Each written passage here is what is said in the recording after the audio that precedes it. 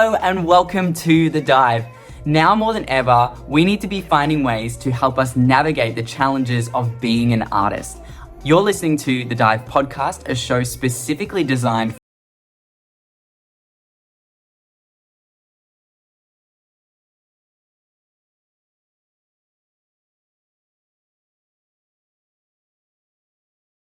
performing artists and founder of The Dive, the fastest growing support platform for performing artists. Each and every week we have a brand new guest on the show who is a professional in the industry to discuss their unique stories and help us tackle the industry challenges to help you perform, rest and excel at your peak. I believe that we all have a unique story to share, but most of our struggles are common. So without further ado, let's dive right in, let's get to work and create a career of a lifetime. Welcome, Rosie, to the podcast. I'm so thrilled that you're here, not only for myself, I'm going to learn a lot along the way, but for so many viewers and listeners, you are in better than capable hands to learn more about the voice and about all the muscles that encompass the voice and singing with Rosie. Thank you so much for being on. Pleasure, Taylor. Thanks for having me. Oh, of course. Now, before we get into all of the wonderful topics of the voice, and today I want to dive back to the early years of Rosie Harris. Where did it kind of all start for you? Oh, goodness. Well, I guess I'm a country girl. Yes. Farmer's daughter. Oh, really?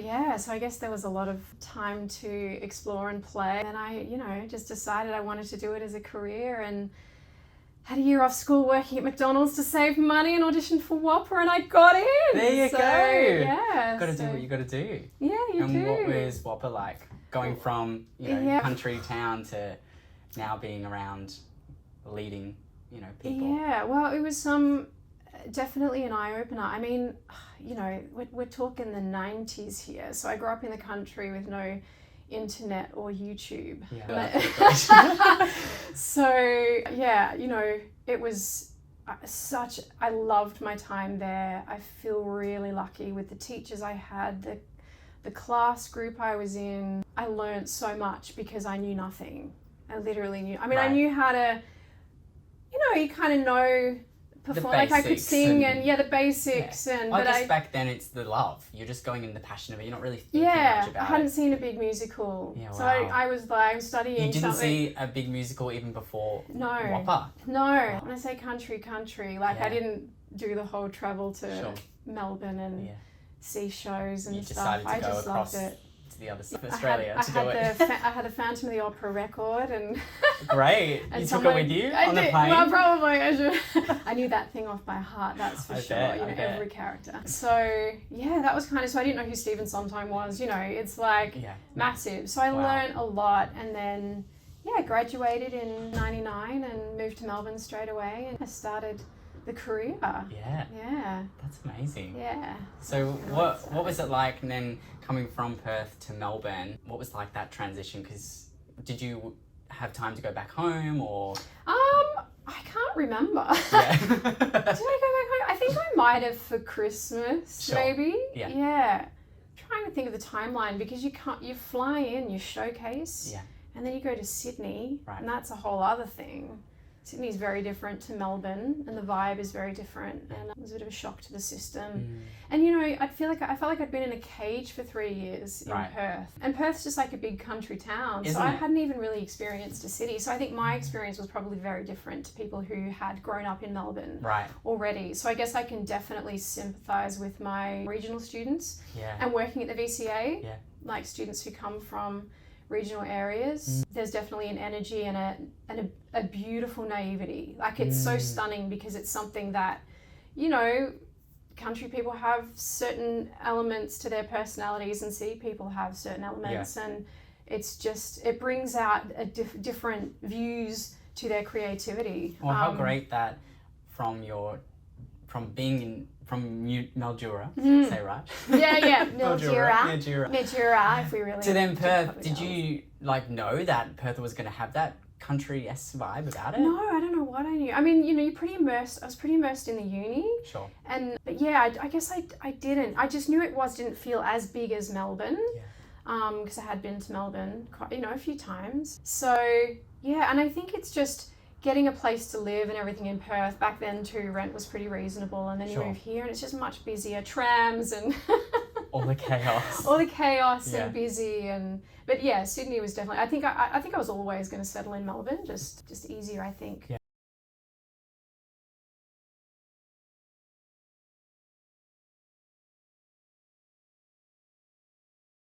I didn't really know what the industry was. And I think there wasn't a lot to sort of tell me what it was. Sure. Being in Perth and just the way the world was then. Yeah. Everything was so far away. There's so much knowledge now. I mean, a lot of my students go to New York. I mean, that wasn't something we were doing, you know. But internet, oh my God. You can just see footage of all your favorite singers. Like, I would have to go to a friend's house and look at go through their CD collection to actually get everything's knowledgeable. So accessible now. It's so accessible. So you really understand all the latest musicals and all the songs that are in them and your favorite performers and writers and etc. etc. So I was pretty green, to be honest. Yeah. Oh, good, because you were able to be such a sponge as well, having that kind of beginner's mindset. Yeah, for sure. What did you find was the most beneficial in your training from WAPA? I think the passion for the work and the stories. I feel, you know, we had really great guidance there about not doing it for sort of fame and fortune. Sure. I don't know who wants to do it for that, but just like I was so passionate about, you know, the material and wanting to bring that to life. And I think that was such a gift to learn that. So, because there's so much other than that you have to sift through to just find that. Yeah. There's so much, and all the rejection and the you walk into an audition and you've done all the research, you know what your character ate for breakfast. And then you rock up and it's like, okay, 16 bars, and then you get that's all we need to hear for today, and you go, and you know, the reality of musical theatre auditions, I had no idea about that. Whereas I think you know, new grads from unis or people who are just starting out, whether they do a course or not, are definitely more aware of a musical theatre audition, which tends to be a self-tape now. Set up everything's recorded now, isn't it? So I definitely didn't experience that. So yeah. And did so I answer the question? Yeah, no, you did. Absolutely did. Great, that was perfect. And then so you came to Melbourne and started your career, maybe in a brackets or a short, you know, way.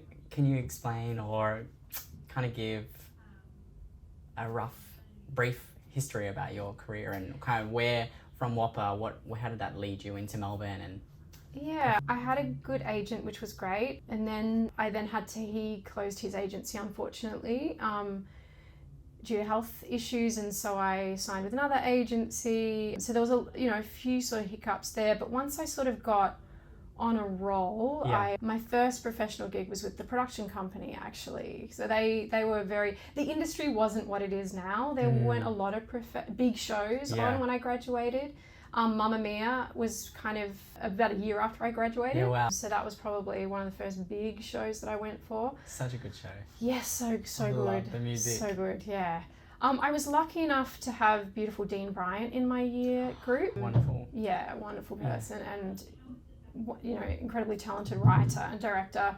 And so I actually workshopped a lot of new stuff for them. How good. For Dean and Matthew Frank, and I actually did my first show doing Lacage, for the production company. Oh, we're doing it. Yeah. Yes. So there you go. I feel like a lot of artists in Australia started with a production company show, and it's really sad that they're not around anymore. But so sad. I've got such memorable experiences with the production company, and friendships that I still have. You know, so. Yeah, it is a shame, because when there's nothing, you're not in a big show or whatever, it's just such a great little outlet. And it was only like 6 weeks. If it was that. Very I think short, it was 2 weeks when I was doing it. 6 weeks, So a week and a half of rehearsals and then 5 shows or something. But I think then they extended it out to another week. I think Leeds got a bit longer. So that was sort of a good, and I would do really well with TVCs. Great. A couple of ads, and so doing some co-ops at Chapel After Chapel, things like Bat Boy with Eddie Perfect, and so that was sort of good. So I was just sort of doing a little bit of TV, waitressing. I managed a restaurant. I love it. Which I really enjoyed. I realized, oh my God, I've got leadership skills in me. It was tough because you know, all that, and I know that a lot of artists find this. It's like, or you know, especially when you're starting out, that it's like learning. You don't get much notice for the auditions, and you've got to somehow learn the lines and everything while you're holding down these jobs. So I remember just being behind the bar and trying to learn lines, and you know, trying to make sure that my skills were still being worked, even though you had to work your job to pay your rent and all of those things. So life was not easy, and you know, and I sympathize as well. Cost of living is ridiculous right now. So, and even though relative, it wasn't great then either, because wages were also a hell of a lot lower. But yeah, it's not an easy existence, and hard work being a performer. It really is, and I had to live out of home because family was not in Melbourne, so I didn't have that luxury. It was so again, I know that a lot of people can't live at home and save on rent.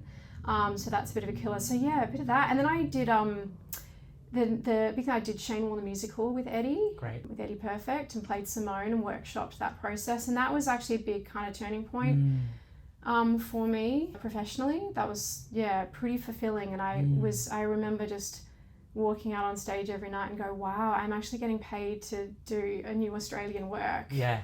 Rather than not get paid, you know, because it's always a bonus. I'll still do it because I love it, but just to be sort of starting that. How awesome that you got to workshop. Yes, not just come in and do what's been already set. Originate that role. So that was a big highlight. So that's amazing. And so then you went on through your career, and you're also a wonderful teacher as well. Was there anything along the way that kind of made you become a teacher, or were you teaching at the time as well? I started to teach. So I started to teach at I think it's called a stage school now, YBC. So I started to sort of teach there, and I sort of started to teach privately based on that. And then it sort of, just built into something I did on the side from performing. And then I had a vocal injury, so I got a cyst on my vocal fold. Can't remember when that happened. Long time ago now. I had like and I guess it's sort of okay to talk about this. It was, now there's like a term for it, emotional laryngitis, where I had an emotional experience and lost my voice, and it just sort of never really came back. And then, a couple of years later, I was trying to do Virgins, a musical threesome written by Dean Bryant and Matthew Frank, and my voice was just not happening. Just the load of that show was very high, and I was like, I don't know what's happening. And then, you go and get the dreaded. Back then, vocal injuries were it's still like it now, and hopefully it's changing, but you just were pretty terrified. Sure. So because there wasn't much knowledge about it or specifics in what to do. No, it was just like, and you feel like such a failure if it's your voice. It's funny, you tear a hamstring, whatever. Well, that's it. You look at your leg and you go, okay, I'll wrap it, ice it. So so that was a bit of a shock, and I think that's why it took 2 years to find the injury, because I just sort of put off getting advice. So I had the scope, the stroboscopy, and they're like, oh, you've got a cyst. I'm like, what now? So it was 2 years until you actually discovered that you had a cyst. From that experience. From that experience, I just always sounded like I was a bit sick. Sure. And people would be like, and I was always known for my strong voice that never fatigued. I just wouldn't get tired. Yeah. And so it was kind of, I think people noticed it also based on that. Like, what's wrong with Rosie's voice? So I'm just getting over something. Constant. For 2 years. For 2 years! And just kind of hide away managing that restaurant, and, relationships and whatever you do in life. And so, I had surgery, and by that point I'd met a lovely young man in Thailand, who is my now husband, from Holland. So I had the surgery, and I decided to just run away for a year and get a working holiday visa in Holland, and lived in Amsterdam for a year. Wow. Well, I just worked with a coach there, a voice teacher, and recovered, and that was really nice. And then came back to Australia, and that's actually soon after that I started workshopping Shane Warne the musical. Wow. Yeah, and then unfortunately had another injury in that time during that show. On The Voice. Yeah, on The Voice, I hemorrhaged because I I hadn't fully recovered from the last surgery, so I'd still get fatigued and things. And that surgery was interesting. I just didn't really recover very well from it. I think there was a lot of, I just think the trauma from surgery, and there was potentially like a squashed nerve or something, and things just didn't bounce back, and I felt like a very different person, very different voice, couldn't sing loud, didn't know what was wrong. It must have been so frustrating to very frustrating go through that when it's your passion and it's everything that you want to do, and you don't have advice on how to get better. No, and I'm seeing the best of the best, and everybody was doing the best they could by me, and I still had to get back into the show. I couldn't do the Perth season. I had an amazing understudy in Amy La Palma, who is, as we know, is pretty darn incredible. So I was very, very blessed to have someone so amazing to have my back and cover me there. And then we got back to Sydney, and unfortunately the show was going to close early, so I just had to do 3 weeks there, and I just went in and acted the bejesus out of it, Thankfully I had that training, and and of course it wasn't the voice it was, and I had to just the ego just had to kind of bury itself. Store it somewhere, and who knows what people thought of that performance, who knows? Because again, it wasn't really something that people were verbalizing. I was riddled in performance anxiety, like I was just like... Well, when you don't have any control or any structure of how to heal it, and then you're going on stage and you're going... Yeah. And knowing like the show really needs you, and and everybody was so amazing. Eddie was just, so incredible and gentle, and really so beautiful. And I got through it, and then I took about 9 months before my next gig, which was again pretty massive. I just sort of rehabbed. I couldn't really sing music theatre anymore. My I don't know, now I know, but I could sing opera. So I played Mabel in Pirates Penzance for Opera Australia. Awesome. So that was a lot of fun, but also because I didn't feel like I had the voice I had prior to that surgery, it was not as fun as it should have been. And so, once again, I just sort of did that gig and then backed away and tried to work out what was wrong, and started to have a family. That's a lot of years, like going back and forward with your voice. Yeah. What kept you going, like through that? The love. Yeah. The love. We're addicted. Like singing is like, oh my God, like it's vagal. It's like it stirs the soul. That's why there's chanting and churches where people sing, and it like, how special. I mean, it's just an incredible thing for us to have as humans, and when that is ripped away, it just is so debilitating in more ways than we can ever imagine until it's not there anymore. Like I totally took it for granted, and it was such a power that I had when it was there. And so I would sometimes feel snippets of it, but then you start like the whole performance anxiety, which is, another thing Did that start to creep in early, or is it something that came like later on with the injury? Probably. I think it was always there, but I didn't really know what it was. It was pretty much there. Because that's almost still quite a new term. It really is. That's the thing. I say it now. I'm like, oh, that's what it was. Standing side stage before going on for Pirates and just taking the slowest breaths. My warm up was literally just me on the floor, breathing, and just breathing and just trying to steady my nervous system. And like now I have like so many tools, but then it was like, okay, this seems to be working, because the first thing Mabel does is she walks out and sings a massive cadenza that I could never get through. Right. And I knew that like I was supposed to, I just did a good acting choice in the middle and took a breath. Got to do what you got to do.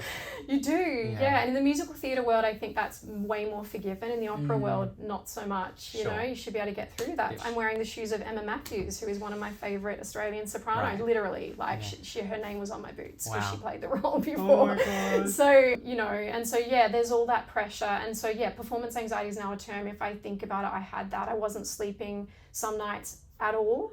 So I'd be doing the show, sword fighting with Anthony Warlow, and like just wanting to have a nap. Yeah, wow. It was just, pretty insane. So I guess, to cut a very long story short, that I guess made me then get into the teaching that I do now. I just started to hate performing. I was also struggling to get pregnant at the time. So I ended up stepping away from it, said to my agent, I just need to put this on hold. I'm not enjoying myself. I ended up having to go through IVF to have children. And I just, the feeling of not doing it felt so good, unfortunately, at that point. Well, you obviously listen to your body. Because it will tell you. Yeah, the freedom of just not worrying about what my voice felt like, what I sounded like, was just felt so good that I ended up just not really going back. I did a couple of workshops of things because I was kind of known for that, so I would just get offers. I couldn't audition. The anxiety was way too much. Any auditions, I had to stop auditioning at one point because I just was embarrassing myself. There was a hand around the throat and just I couldn't make sound, and I was like, people are going to cotton on that Rosie Harris doesn't have a voice anymore, you know. Right. So I just had to back away because I was much better if I just walked into rehearsals first thing, you know. So, yeah. I mean, that journey took you to finding someone or a bunch of things to help you and discover what your voice was like. The beautiful Andrew Byrne, who's American, based in New York, and he would like, it was life-changing. I was kind of like, he came to the VCA, so I was teaching at the VCA by this point. I started teaching at the VCA in 2011, I think. Wow. 2010? Something. Long time ago. There you go. I mean, you look so young to me. Oh, stop! Oh my God. You're just a totalist. I'm loving this. It's the key to it is stress. No, stress and no sleep. Have kids. We have wonderful kids. Yes, they're gorgeous. Yes, you've certainly been very tolerable with one of my children in particular. They're lovely. They're lovely. Love my kids. No, I do. They're great. But yeah, Martin Croft got me teaching at the VCA, and that was really great. So Andrew Byrne came and did some work there, and I was like, who is this? This is a very interesting way to approach the voice. Maybe he can help me. So I reached out, and we started to do Zoom lessons, and he was like, oh, they squashed a nerve, let's fire that up. And I was like, oh, okay, let's fire it up. Let's go. The probably opposite thing you would think someone would suggest is fire up the thing that's kind of shut down. But I guess now there's a lot more knowledge about neuroscience now. So everybody's kind of talking about it, which is great, so wonderful. And he just did some things, and I felt this old voice come out. But not only did I feel the old voice come out, I can only explain it as my mojo.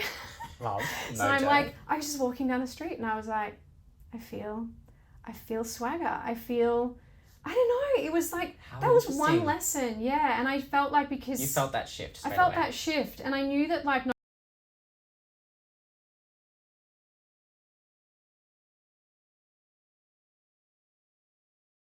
room and know how I was, as a performer, you're very attuned to what you give, to what people then receive and what they give back, and that's what I loved, and that's my training. It was so in me, and then that just gone. Woke up from surgery, gone. And I was like walking around going, why are people not reacting to, this is weird, like what aren't I? So anyway, that all really changed. So I guess that therefore changed my teaching. He became my mentor, and not only my teacher, my friend, and his influence on the VCA was pretty massive as well. How wonderful. I mean, you would have just been in heaven that after all that time of trialing and doing so many different things and having that performance anxiety, just now finding someone after one lesson. I definitely felt already before I met Andrew that I was getting a lot of students gravitating to me because they were a bit stuck. They suddenly were finding it hard to sing, nerves were getting the better of them. And I actually was doing some experimenting on a student of mine. There goes my scientific brain. I cannot remember the condition, but when he was born, he had this condition where your skull fuses. And so basically, I've heard of this. Then the term has left me, but basically he had to have major surgery and get that skull. Because too much pressure. The brain can't grow. It needs those joints, And so, I'm working with that student and sort of trying to help him with things. And I did, for example, I've done it with you, a snore inhalation. And all of a sudden, the voice just popped out of nowhere, and I was like, wait, what is this? So I just started to work some kooky stuff, basically, because also it wasn't that long ago, but this is something, if we talk about the pros of COVID, knowledge for voice has my access to overseas knowledge has just really exploded because you used to have to save a fortune and go for a trip to the UK or America and learned by observing teachers there, and I just never had the money to do that. It just I just couldn't. And so I was trying to rely on texts, whatever books I could find, but you're sort of reading, trying to interpret. And so hence Andrew being the first one that really like, whoa, opened my mind. And so he just, validated my instincts. And that was, a real turning point. And so, and then, it just sort of opened my world. He's amazing as well. There's lots of resources of books on vocal pedagogy, and so I just started to devour. And then YouTube, I mean, there's so many people, if you know the people to watch on that, there's obviously a lot. Do you have any suggestions of maybe a few people? John Henney is great. I mean, there's Kerry Obit. I'll definitely send a list of and we'll add it into the show notes if you want to have a look after some of these. There's an amazing school in the UK called Voice Study Centre, and they have these amazing courses that, it's like a lecture. They'll go for like 2 to 3 hours depending on what it is, and they're like £30, which I know with our dollar it's not amazing, but it's like it's less than the cost of a lesson. You get to listen to this amazing person that's had however many years of experience of teaching, that's maybe just thinking outside the square. It's the latest research. Otherwise we're stuck with this sort of, and voice is just evolving. There's so many things that I taught 10 years ago we now know, and now it's actually this that's happening, not this, and that's amazing. And I think as a teacher I just want to keep my knowledge always growing, and now I feel like lots of resources I can throw. I'm always about that with students as well. Like I teach, but I want them to understand, okay, these are some great, like the Buteyko method and Patrick McEwen is like an amazing writer on that. Again, that's a great book. The Breathing Cure that I can recommend. Wim Hof. There's just... It's amazing all the research and all the knowledge that's out there now that can... I mean, there's no wonder why you're so excited to teach and help people, because back when you didn't have those resources. So I'm, guessing that's a big passion, and you can see it with your teaching. I love with you, and it's been awesome. Hey performers, a quick break here. Have you ever felt stuck in your career, struggling with things like self-doubt or performance anxiety? First of all, know that you're not alone, and even myself, I've been there too, and I know how tough it can be. And that's why I'm really excited to share something special with you. We're kicking off the Dive's first ever 5-day mindset challenge from the 17th of June to the 21st of June. And it's 5 days focused on transforming your mindset and breaking through those barriers that are holding you back. We've got some amazing guest masterclasses lined up with industry pros like Luca Donato, Sophie Holloway, Carter Rickard, Samantha Donamaid, and I'll be there too, of course. If this sounds like something you are interested in and would love to benefit from, check out our link in the show notes, or you can visit our website to sign up. It's going to be an extraordinary event, and I hope to see you there. All right, let's get back into the episode. So going into more of the body, I love that your teaching style is very much nervous system, vagus nerve, all of the juicy inside mechanics of the voice. I'd love to talk a little bit about what's happening in the body when we're singing, either in a class or in an audition, and maybe we can talk about both. Yeah, I mean, if I can try and generalize as much as I can, I guess. From I guess a human perspective, I mean, there's sort of like a bit of an adrenaline kind of, we need to be in our sort of fight or flight, a little bit, sort of have the energy to vocalize. So that's kind of like there's sort of a bit of an adrenal rush, which is why I think when you walk into a more stressful environment like an audition, that can actually tip into something that's a little bit more uncontrollable, hence performance anxiety. And, you know, everybody knows that the first few phrases of the song is always like, woo, shaky ground. That didn't quite come out how I expected. A little bit extra vibrato. A little bit extra vibrato, and oh my God, what's my hand doing? Oh my God, my lip, face shake. Like, what? You know, all these things, and your inner monologue is not the given circumstances that you set out for yourself. Yeah. So even just knowing that your body doesn't know circumstances, it thinks there are lions, it just feels the sensations of the adrenaline starting to fire up. And then it starts to sort of think that maybe you're in danger. So don't stand there and sing, run away. Wow. So I think if we can kind of get to that other side of like stand and fight and be the calm, walk into the fight, walk into the flames completely in control, it's powerful, you know? Yeah. I use a boxing analogy for students often, because boxers, they're in that startle reflex, you know, and you see them like loosening their jaw and rolling their shoulders and trying to keep the startle reflex from going into a brace, unless of course but you watch them, they'll dodge and then they'll go. They're ready. You know, they're ready. Like in the amateur ones are like, not that I've ever boxed before, but one can imagine. So I guess there's a lot of things besides obviously the fact that, you know, there's the in breath, the out breath, as the air comes up, the vocal cords start, you know, making this little noise, and then that vibrates in your resonator in your oral cavity, sometimes the nasal cavity, and then that comes out. So much happening. But yeah, if we're sort of talking from like a body perspective, as you know, we have vocal folds for survival primarily, like it's to keep stuff out of our lungs. So then I guess we started grunting at a certain point, they start making noise, and now we can do what we do with them. I mean, it's crazy. Language. Act and sing and all sorts. But I think it starts with survival as a baby, like that cry, and babies can cry for hours, and they find that frequency.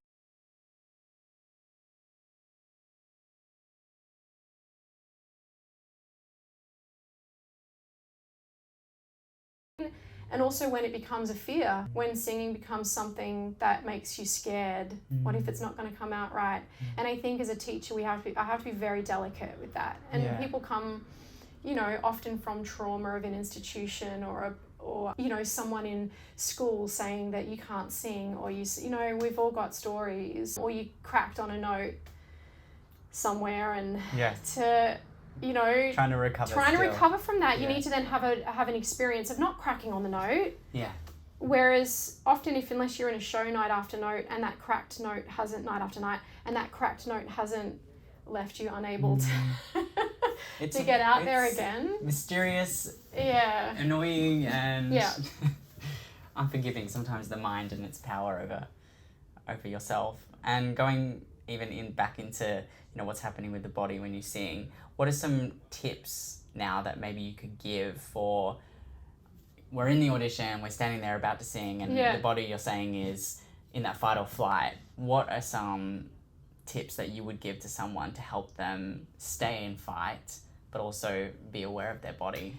Yeah, I think obviously there's a lot of, everybody's an individual, but there's a lot of tools you can do as far as like breathing methods. And it's, I mean, you would understand this as someone who does what you do, to know that we all know that meditation and you know, whether it's box breathing or whatever is really important to do.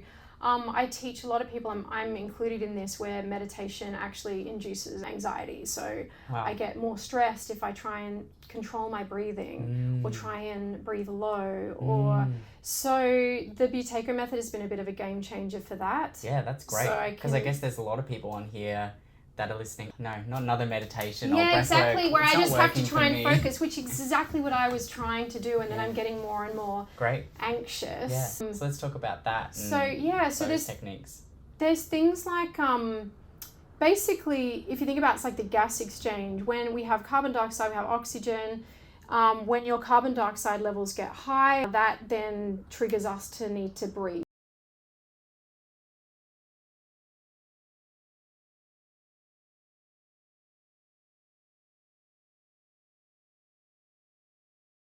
Ourselves to stay underwater for 10 or 15 minutes or more for some people. And obviously some more, like there's some communities in Indonesia, for example, that's part of their tradition, that they hold their breath, they swim quite deep it's wild. to sort of, get food from the floor of the ocean. Like, it's pretty crazy. So I just thought, wow, we're humanly capable of that.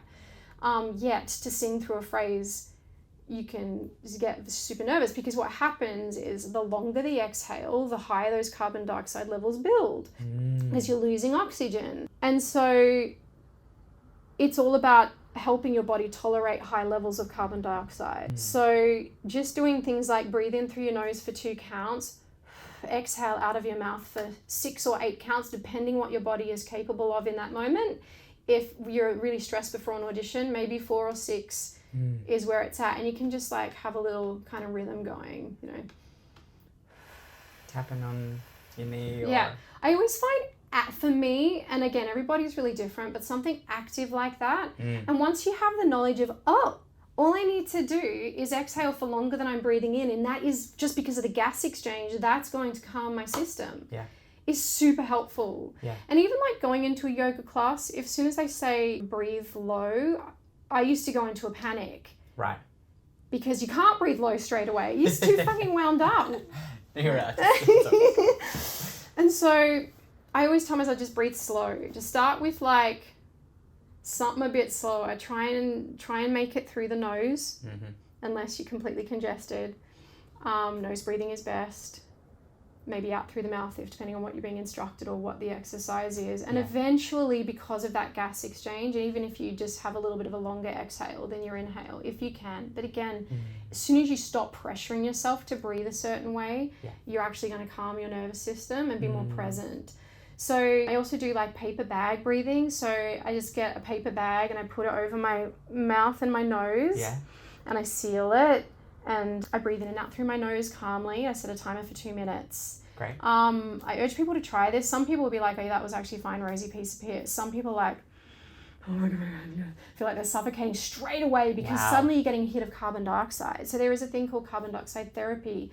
There's a great book called James Nestor, Breath, New Science of a Lost Art. Everybody knows it. It's so good. So good. Again, another resource. The great thing about his book is it's a great overview of his experience with his own breathing troubles, but just lots of different breathing methods, and it goes into a bit of the history of why we can't breathe well as humans now, how we've evolved. So he talks about carbon dioxide therapy in there. So a paper bag is, the best thing we got. You could use a plastic bag. You probably just want to have a little bit of oxygen.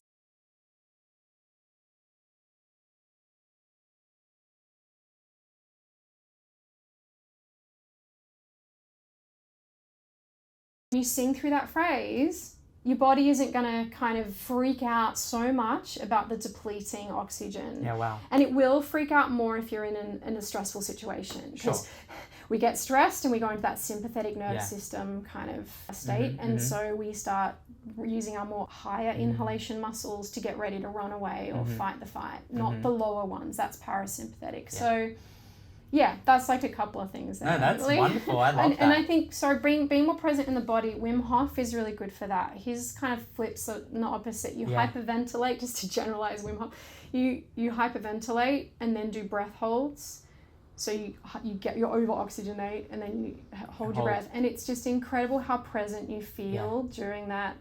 Another great resource that you can actually get for free on YouTube, and he also has an app. I was doing it this morning actually. He has an app. I use the app. Courses on there and great. So amazing. Yeah, fantastic. Yeah, his website has free mini courses. I like to breathe in through my nose personally when I do it, and if I'm a bit blocked, I kind of do a bit of that, and then out through the mouth. If I'm blocked, I'll do slightly pursed lips. Again, there's sort of no right or wrong. That's great. I mean, there's so many helpful tips there for auditioning, and even in a previous audition for myself that I did, I was sitting, when you sit and you're getting ready to sing, and there's only 2 of you, there's so much space and all you want to do is crawl up, and I was sitting there and I just closed my eyes and I focused on the breath and doing either box breath or deep breathing. And something that I find helpful is affirmations, convincing myself that I find when I say I'm strong, I know exactly what I'm doing, I'm in control, and you just keep, because there's going to be either, you can choose between self-talk that's bad or good.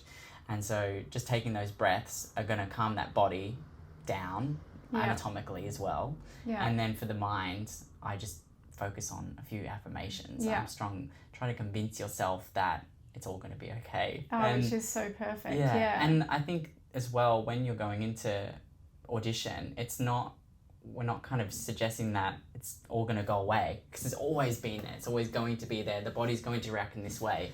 But I guarantee you're going to benefit from focusing on your breath and focusing on even a few of these little things that will really help. Yeah. For sure. Definitely. Well, you need the adrenaline. Yeah. If you've ever performed when you get so used to a show and you're like, oh God, I need coffee. Give me coffee.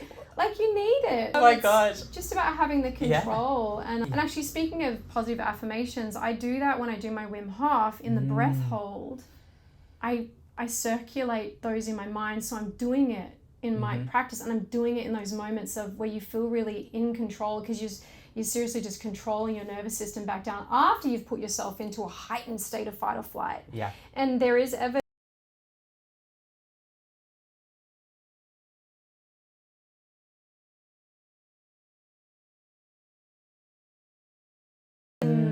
in real life. That's wonderful. I mean, we talk about that even with yoga, when you do power yoga. Yeah. Sometimes you're not aware of it happening, but you go through these different postures that you would never usually do, and add on top of that this breath that's nice and long and deep, so that when afterwards I would get a toot at the horn or something, I'm in traffic, and you're just able to bridge the gap.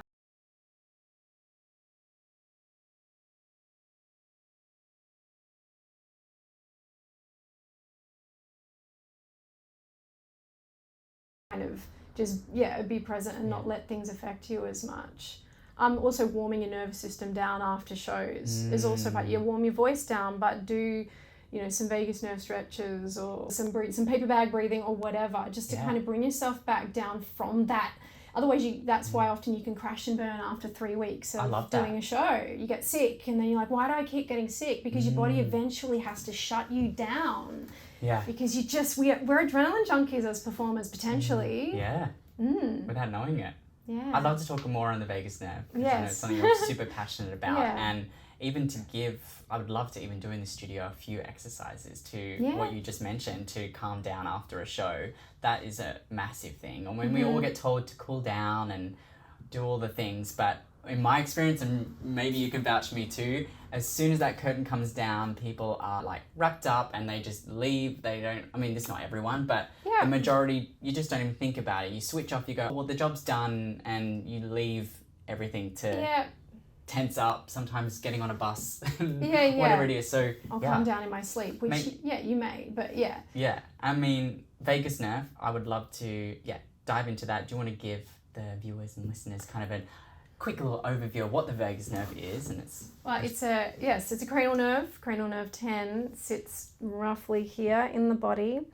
It controls many things. It's a big deal. And if you're listening and it's just at the top of behind the back of the neck, where they're kind of top of the C1, C2 sort of area. Yeah. Where you can feel your top of your neck. Yeah, top of your neck, base of the skull. Yeah. Great. So that area, and I know that, like, for example, I was just at the physio and she's really loosening off this area, because if you're very braced and stuck through there, that's not a good state to be in for anyone in life, but especially not us performers wanting to vocalize with ease. Because when I release through there, I feel like, it's like my heart center opens, like everything just kind of drops open. And I feel like it's a holding pattern we get stuck in and very hard to break.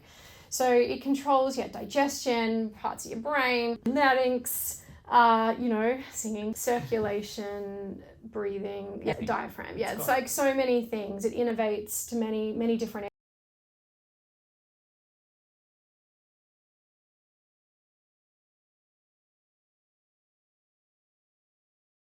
Gargling, I do, again, snore inhale, K inhales. I mean, all that stuff is great just to activate soft palate. We can look at it physiologically from like an old school singing training thing, but we're also stimulating our vagus nerve. So it's any wonder that doing like a ha before you sing can actually, suddenly the voice can land how you want. So yeah, and it controls your nervous system is the big one. So basically when you walk into that audition room and you're like, oh, it's your vagus nerve that kind of helps level you out. It also, you know, helps fire you up when you need. So when you do a vagus nerve stretch, it relaxes you because it helps your nervous system regulate. Isn't it the biggest nerve in the body? Yeah. Yeah, biggest cranial nerve, in the body. So the longest. So it's a pretty special one. It's pretty important. It's pretty important. And I feel like, I mean, it's always been there, obviously, but the knowledge on it or the awareness of it is still quite fresh, I feel, for a lot of performers. It's not something you get taught in full time about vagus nerve and what role it's playing on your performing and your life. Exactly. I mean, I didn't know about it at all. Yeah. And this is all stuff that I find new. And I just think knowing the science behind why we do meditation and yoga is like really important. And a lot of it's drawn from those ancient traditions, which is quite incredible, like the Wim Hof stuff. And it's like, you know, so now, but for me personally, just knowing, because I was at a bit of a why isn't anything working, and then when you understand the nerve that you're trying to activate, then you go, well, I've got a toolbox of things that activate it. They're not always going to work because your brain needs to be kept busy. It cottons on. So I don't know about anybody else, but I've got this great, you know, sometimes I find these yoga nidra little meditations because they're great for sleep. Some meditation isn't good to do before sleep and things. So these ones are great, especially if you sleep terribly, which I never slept well, but now being a mother. And maybe we can I'll be able to add on to this episode a little freebie yoga. I've created a few different ones, so I'll add it in. That's amazing. Yeah, we'll have a little look. And that's great because I find them so helpful. But it's good to have like a few that you can circulate because I'll find that one will really work for me and then I start getting anxious from it. I'm like, what? This was really working. Why isn't this working now? It's like your nervous system goes, oh, I see what you're trying to do here. You're trying to calm me down so I can stop keeping you alive. Wow. You know, and it's just like, that's how I look at it. Yeah. So then I go, oh, okay, great. I've got to find another channel. Yeah. It's like when you gargle to stimulate your vagus nerve, you'll mainly be gargling whatever you've got in your drink bottle, but change it up. So gargle for a good 30 seconds. You can take breaths whenever you need. You can change the temperature of the water, lightly carbonated, salty water, lemon tea, maybe not your coffee, but you know, if you're into that, whatever, just to sort of like, you know, warm water, cold, icy water, just so that every time the brain's like, oh, what's it? Oh, you know. It's got something to play with. Red lights, you know, whatever that distraction is. And so it thinks it's re-stimulating. It's very cool. And you're also stimulating cranial nerves next to the vagus nerve as well. Yeah. So getting those. So eye exercises can really help. That also releases. So looking when you put your fingers on that base of the skull sort of area and you dart your eyes side to side, you should feel those muscles kind of move. You feel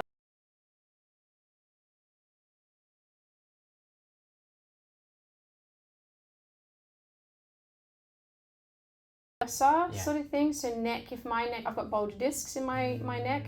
I'm an old lady Taylor. And so whenever I have issues with my neck, if I'm tight, especially in that upper area, my vision's not great.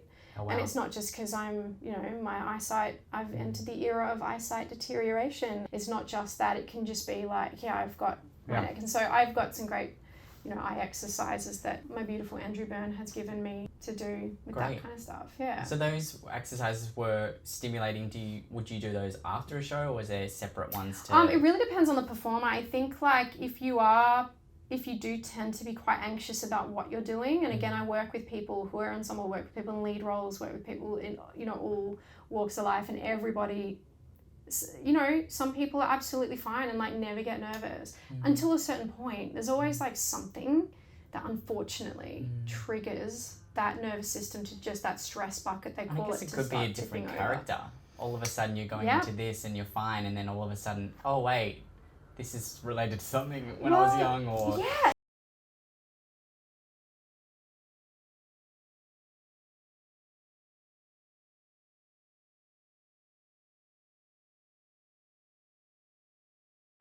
could just dive right into my characters and live in their existence. And I'd go home and I'd feel like it was still in me.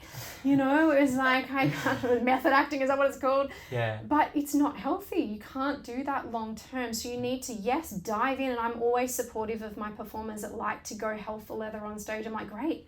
How can we support you in this? Because I truly believe if we are connected, we are capable of remarkable things. Like if you've got to do screams, the last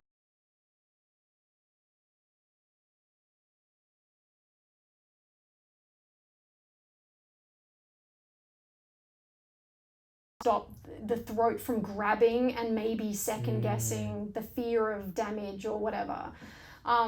So yeah, characters can really trigger that nervous system. So yeah, depending on the role you're playing, but a lot of my students have vagus nerve stuff to warm up. Some do Wim Hof. Yeah. Some will then do Wim Hof in interval. Yep. You probably don't want to do Wim Hof before bed, but again, I've got a student who loves doing Wim Hof before bed and it really works for him. So it's like... you really just, and I love that there's no just one pill or one thing. You really just got to explore and be as in tune into your body and to what you're doing and see what works, what doesn't work. And it will always change because we grow and we get older, and if there's, you know, again, the pros, I love being the age I am because I'm not that old, but it's like, but it's like you go, oh wow, I'm so different, like to what I was, and now those things that really worked even 5 years ago aren't really working the same now, and I need to kind of explore new things. But yeah, it would be for performers, it'd be like role to role, you know, that it would sort of change. Did it stop again? No, it just like processes. Oh yeah, oh, okay, great. I think it's still going. I'll just do that.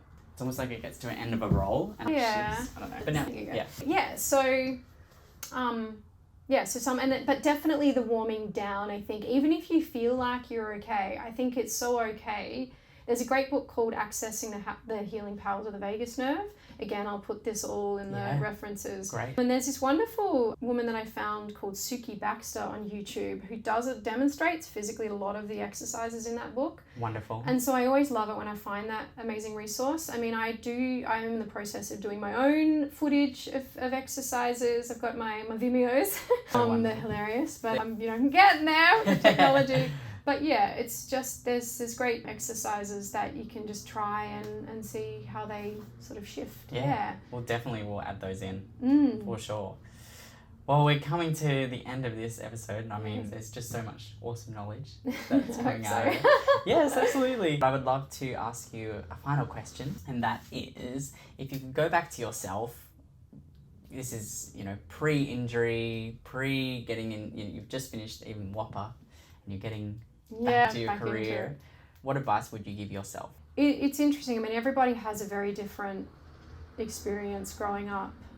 My experience, I don't think, was to learn to trust my instincts, hear my voice, to trust that how I instinctively wanted to do things was actually correct. If I could go back to myself then, it would be to do that, which is easier said than done because I don't think I'm even fully there now as an adult. I mean, I'm sure everybody can relate to that.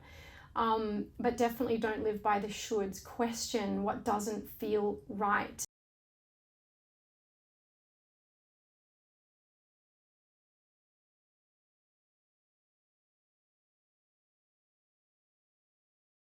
Your instructors need to find a million different ways to explain the thing. If you can't understand it, they've got to find a way in. If something feels confusing, always dig it out. And if that instinct is telling you that, ask questions. Don't be ashamed. There's never a dumb question. So I guess that's what I would sort of tell myself. And I think in some aspects of my life, I knew that it's just hard to actually put that into practice without the sort of the right people encouraging you along the way, if that makes sense. So that's wonderful. I guess trust. And I mean, I know I said it was the last question, but I want to give one more, because you work with so many people in the industry now. An amazing coach and singing teacher. Is there any advice you would like to give? We're talking about an industry that's ever changing. Is there anything that you want to give advice out to now to maybe people that haven't worked with you or not working with you, that you're seeing in the industry now that could use Yeah, that's a good one. I think, because this would probably also stem back to advice I'd also give myself based on the industry, is that remind yourself that it is just a way that you are making a living to pay for the life that you have with your friends and family, and not the only way to live. And to know the different, and know that your life, your real true life is so colorful and amazing. You do not need to find roles to play in order to get fulfillment. That your life is just as fulfilling, more and more fulfilling actually. And that these roles are little bonuses. And so it's okay to sort of find that second love. I always tell my students, like, you need something when the show ends and you're waiting for the next one. Otherwise, it becomes a life or death. And no matter what that is, it is okay to study something else, or to just have another endeavor that you can be equally passionate about. And also because you get older, and women have babies, not all, but and it's regardless how anybody spins it, it is harder for us as performers because our body has to go through it and the struggles of that. And I think it's heroic, the mums that have managed to get back on stage after that, and pumping milk in interval, literally on stage going, oh God, it's gonna be like crazy, so I guess that. Wonderful. And of course there's many different references we're going to add into the show notes, but if people want to work with you or get in contact with you, what's the best way? I will have a website soon, but at the moment they can email me on rosieharrisvoice@gmail.com. Wonderful. Great. We'll add all of that in. If you have any questions for Rosie, please email us at info@thedive.com.au. We'll get your questions answered, and maybe your questions will even be featured on an episode up and coming. Great. Well, thank you so much for being here. Thank you for having me. Great. And hopefully it was helpful for everyone. I'm sure it was. Awesome. You've been listening to The Dive Podcast, the fastest growing support platform for performing artists. For more resources, tools, techniques, and tips, you can head to our website, www.thedive.com.au. Be sure to subscribe, rate, and leave a review for us. And if you feel like this episode could resonate with anyone else in your network, feel free to share it online or share it with a friend directly. Be sure to check us out on Instagram with the handle @thedive.com.au, where we come on each week and share a little bit more about the behind the scenes of the podcast and any upcoming workshops, classes, and offers with The Dive.